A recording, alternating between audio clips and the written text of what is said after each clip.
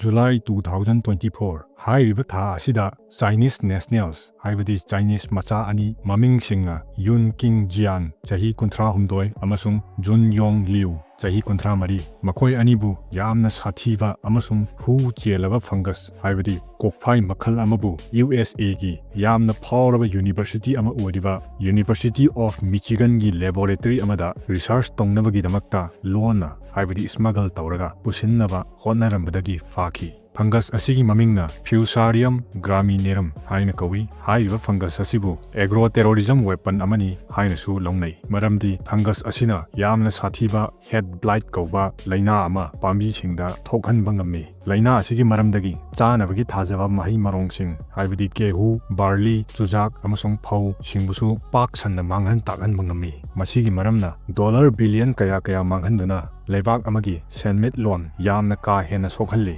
masida sunatana fungus asina sokhallaba mahi marongsing charudabadi miyoi natraga sa adu oba liver sokhanba amasong reproductive organ singdasu akaiba yamna thokhallibani Liu hariba misak asi USA gi Detroit Metropolitan Airport tagi July 27, 2024 numit asida hariba fungus asibu atopa tissue sample singi marakta lonna hapchindana punanaba hotnaramba thengnarakibani masiga loinana Chinese maronda iba notes amasu fangki ahanba wahang pauhang tawudadi mahakna pot adubu khangdi haiduna khumlakhi konadi pot adubu smuggle tawraga USA manungda pusillaba matung mahaki girlfriend Jian na Lady University of Michigan da uraga research tawnabani haiduna khumlakhi masigi matung Liu budi China da amuk deport tawki maramdi USA amasung China gi marakta extradition treaty lainadabana maram oraga adubu Jian budi phajinki aduga 3rd June 2025 da court puthoki masigi matung June 5 da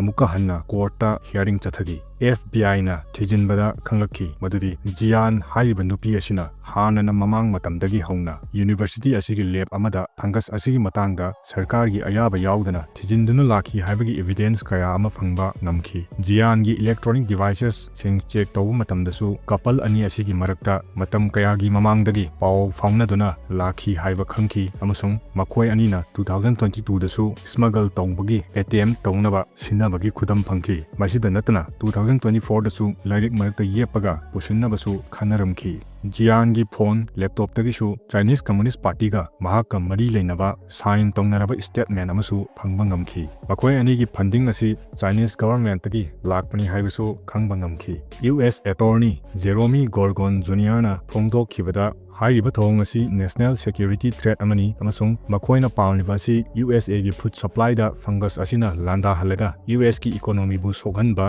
pamba oiramba yai hairi FBI Director Kas Patel nasu thongdok asigi maramna China gi macha singna atopa US institution singda leiba sisu yamna nungnangngai oire haiki University of Michigan nasu thongdok asibu yaningdaba phongdokhi amasung university asiga Chinese government ka karigumba mari amata leinade amasung funding pirapasu leite USA government ki investigation da pangba yaba mateng pangani haina phongdorkhi thokliba thongdok asi USA amasung China ani gi marakta ungkhatnaba kaya leiringai talak asidani thokliba asi masida sunatana hojiki matam asidasu Trump administration asina Chinese satra singi visa singbu thingjinbada natana China amasung USA gi marakta trade war su tawringai chairak asidani thokliba sing asi evidence mayam asi phanglabasu hojikmaki oinadi makhoi ani gi chapchaba intention asidi sini haibadi shengna khangdokpadi ngamdana leiri Fusarium graminearum haiba fungus asi USA dasu hana leijaba pambi singda taba fungus amani adubu